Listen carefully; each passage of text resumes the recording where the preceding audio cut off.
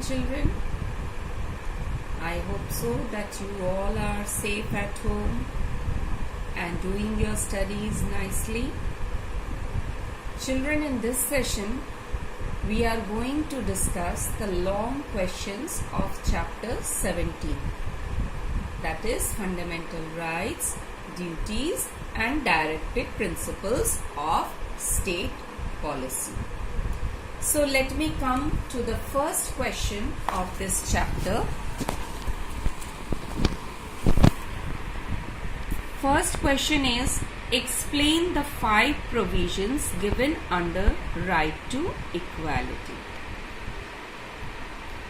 The 5 provisions are equality before law, prohibition of discrimination on any grounds, equality of opportunity in matters of employment, abolition of untouchability, and the last is abolition of titles, where we discussed about from article 14 to 18 deals with the first fundamental right, that is right to equality. Now we come to the next question. Our fundamental rights are not absolute or unlimited. Support the statement by giving any 4 suitable examples. That means we have to give certain examples and through which we can prove the above statement that fundamental rights are not absolute or unlimited. So let me come to the topic. Before going into the answers, I want to show you the pages of this. Here are the pages, restrictions on fundamental rights. When I was teaching you this topic, I told you that fundamental rights are not absolute or unlimited. There are some certain restrictions which are essential in the interest of community. So for that you will write here that certain limitations are necessary for the meaningful enjoyment of the rights. And what are those rights? Fundamental rights. Because these restrictions are essential for public order, morality and integrity of India, which I have discussed earlier. So here are those examples. First is to prevent spread of infectious diseases. Free movement of people can be restricted.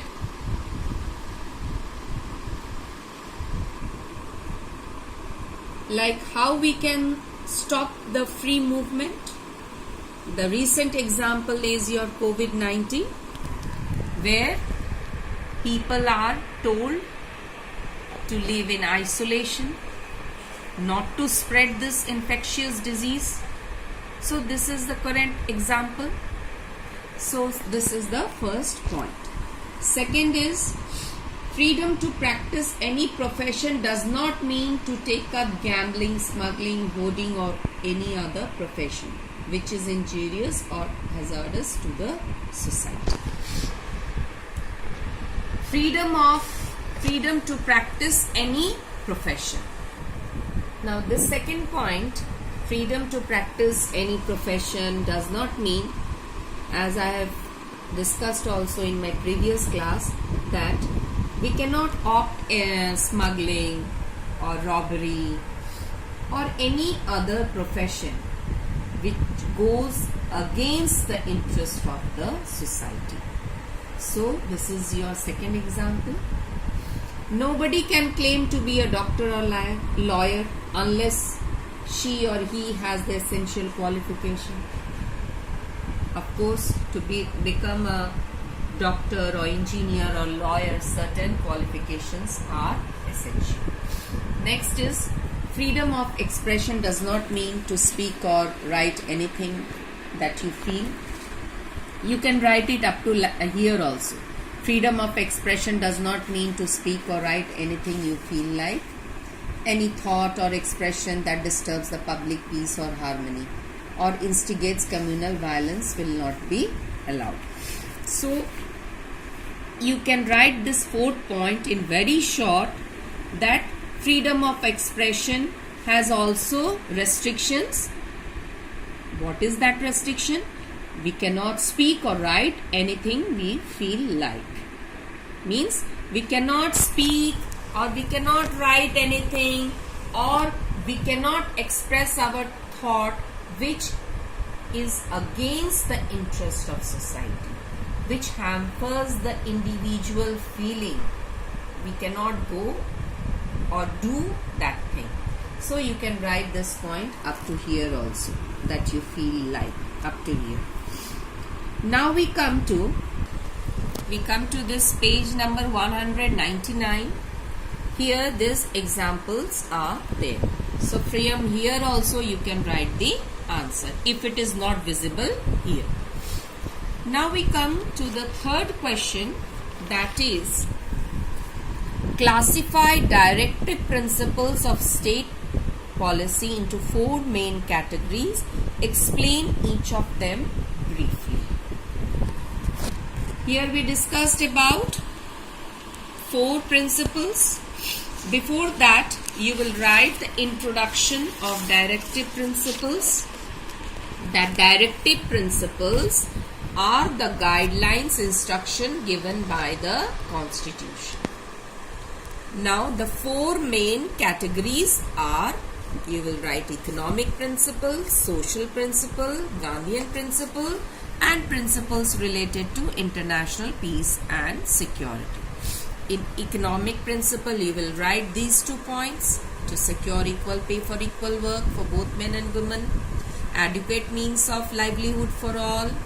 Again, in social principle, you will write to make efforts to raise the standard of living and public health, and second, to guard children against economic exploitation and moral degradation. I explain you this term. Moral degradation means we will not allow the children to lower the level of moral or ethical standard of behavior. That is moral degradation. Next is Gandhian principles, to organize village panchayats and to promote cottage industries. And the next principles related to international peace and security, just and honorable relations between nations, and promote international peace and security. I have also given you this answer here principle wise. These are the economic principle, next is social principle, next is Gandhian, and the last one is related to international peace and security. You will get this answer in page number 200 and 201. I hope so. You all have the books with you. The next question is, highlight the main provisions of the right to freedom. Yes, main provisions of right to freedom. Before going into this answer, let me show you the pages of the book where we will find this answer. You will come to page number 196 and you will write all these provisions. Now what is that first provision? Freedom of speech and expression. This is your first provision. Second is freedom to assemble peacefully and without arms. Third is freedom to form association and unions. Next one is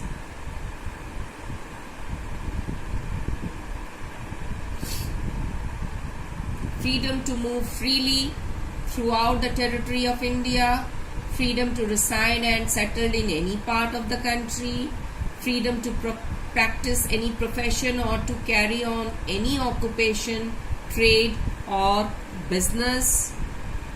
Then right to freedom has also included 3 more freedoms, that is protection in respect of conviction for an offence, protection of life and personal liberty, protection against arbitrary arrest and detention, and the last is right to education.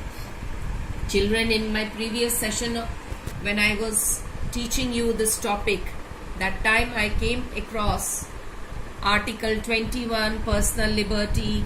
Then I discussed about from Article 19 to 22 that deals with right to freedom, where I discussed about all these provisions of right to freedom. Next we come to the next question is, in spite of freedom of religion, why does the communal tension persist in certain parts of the country? Sometimes. Suggest ways and means to establish communal harmony. Now, why does this communal tension persist in certain parts of the country? This is a very important question, that in spite of we are following the word secular in our Indian constitution, we are following the ideology of secularism, then the question comes that why this communal tension arises sometimes in our country. There are many reasons behind this. So let me come across some of the reasons. First is using religion as a weapon in power politics by the leaders. Yes, this is very important point for you. Using religion as a weapon in our power politics by leaders. Many times you will see that Indian leaders are using this as a weapon. They are creating a division in the society between different religious community. Why? What is their interest? What is the motive behind them? That they want to get number of seats in election. They want to become the winner in the election, and that's why they use this weapon. And our common people doesn't understand the motive behind it, and they sometimes get trapped into this matter, or you can say they indulge in these activities sometimes which go against the interest of the society. So this religion as a weapon in power politics by leaders, in Indian politics this has become a major weapon, where our Indian leaders are using this to become or you can powerful in politics, or you can say they want to gain the power through this medium. This is the main reason. So here we have to understand the motive, and we should not be indulged in these activities, or you can say that we should not be guided by these type of leaders and involve ourselves in these matters. Next is difference in opinion. This is also one of the reasons behind communal tension in our country. Difference in opinion means sometimes the opinion clashes. For example, if you see the family members, if for example you have 5 members in your family, different persons have different opinion about any matter. So here the opinion can clash. So do we fight for this? No, we don't fight. For a while there is a clash of opinion, but after that it becomes normal. The same thing we have to follow here also, and we don't have to fight and create communal tension in the country, in the society, because it is not better for anyone. So sometimes difference in opinion also creates communal tension. Next is intolerant attitude. This is also one of the reasons behind communal tension. As we all know that our country is a country with diverse religions, diverse languages are there, diverse cultures are there, and we have to respect each other's religion, each other's culture, each other's languages. So we have to be intolerant attitude towards it. So this is intolerant attitude, where this is also one of the reason behind communal tension. That means we should not be intolerant towards anyone, any religion or any belief or any faith. Next reason is economic competition often leads to social tensions. Yes, this is also one of the important point. Many times you will see that there is an economic competition to earn more money. Economic competition means what? Where the competition is between different individuals to earn money. Economic means earn money.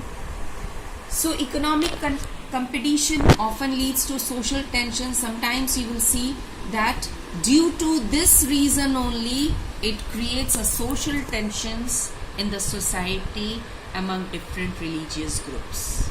You can get the example, number of examples are there. Some incidents which took place in Udaipur and in Godhra Kand also. Sometimes you have in previous, if we go to history, then you will also see about or heard about the incidents of Bihar Sharif. So these are some of the examples which took place in India, and the reason behind it was economic competition, which led to social tensions between different religious groups, particularly between Hindus and Muslims. So I hope so you understood about these 4 reasons behind the communal tension. Communal tension, it is just the opposite of secularism, where in the name of religion fighting against each other for any reasons. That is only communal tension. Next is, what are the steps or ways to establish communal harmony?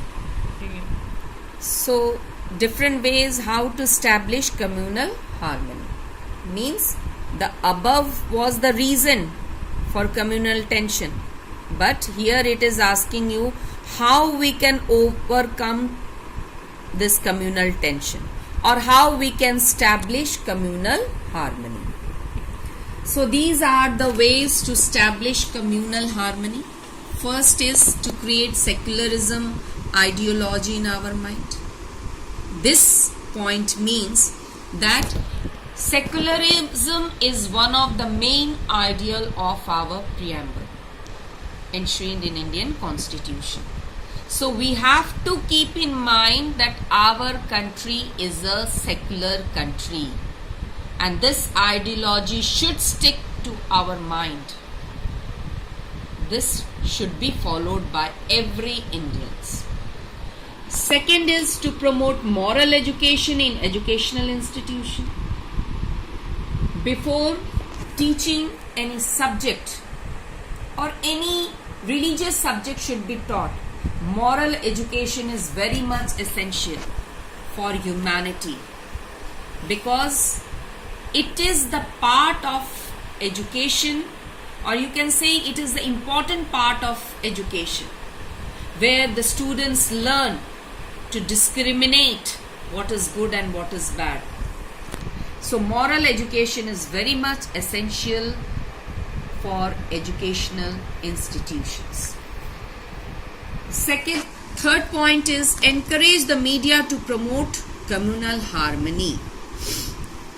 You know that media is the watchdog of democracy. If media goes or runs well, our democracy will also run very well. In class 7 you read about how media plays its role in a democracy. So here media have to promote communal harmony, not to promote communal tension. Media should have this motive that more and more things should be shown on those matters which promotes communal harmony. Communal harmony means where different religious group will live together, because we all know that our country is a pluralist society. Our country is a pluralist society where there are different faiths, different beliefs are there. So we have to have this tolerant attitude, intolerant attitude towards it. So here the media will promote, or you can say will encourage communal harmony, so that no any type of intolerant attitude should be displayed by media, and tolerant attitude should be more encouraged and shown by media, so that communal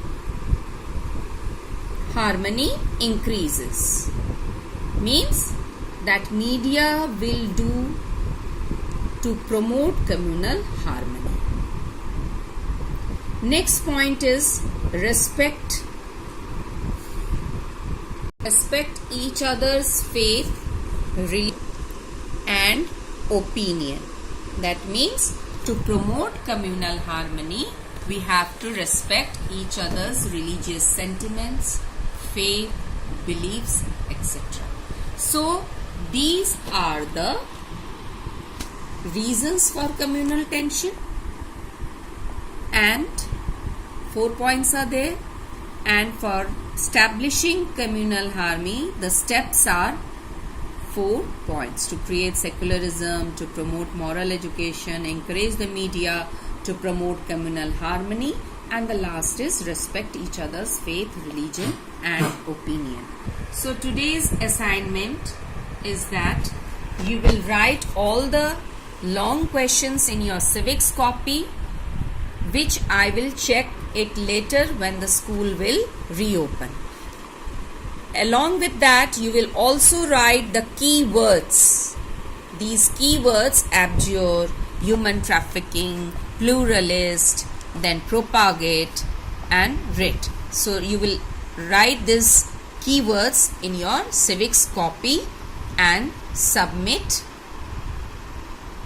the day when I will ask you to submit in your WhatsApp group. That is on Friday. Friday, your date is, let me recall it. So you will write these keywords in your civics copy and submit on 8th May. That is tomorrow.